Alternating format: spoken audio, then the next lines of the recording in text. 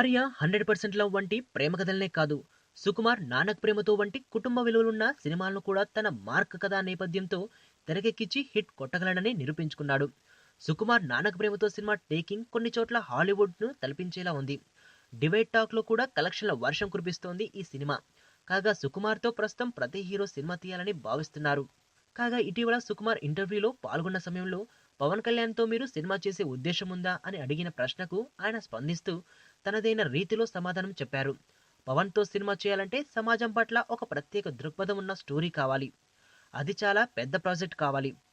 ఆ సినిమా పవన్కు తనకు మంచి హిట్తో పాటు సమాజాన్ని ఆలోచించే దిశగా ఉండాలి అని అన్నారు. నా కూతుర్ని కిడ్నాప్ చేశారు రిషి. నా కూతుర్ని వెతికి పెట్టగలవా? ఎవరినో పెళ్లి చేసుకొని వెళ్ళిపోయింది. ఇప్పుడు వాళ్ళ కూతురు కిడ్నాప్ అయితే నీకేంట్రా? 2 months బ్యాక్ ఒక చిన్నపిల్ల కిడ్నాప్ అయిందండి. కిడ్నాపా? ఎప్పుడండి? మీరెవరు? నువ్వెవరు? ఎవరు మీరు? ఎక్కడో అమెరికా నుంచి వచ్చి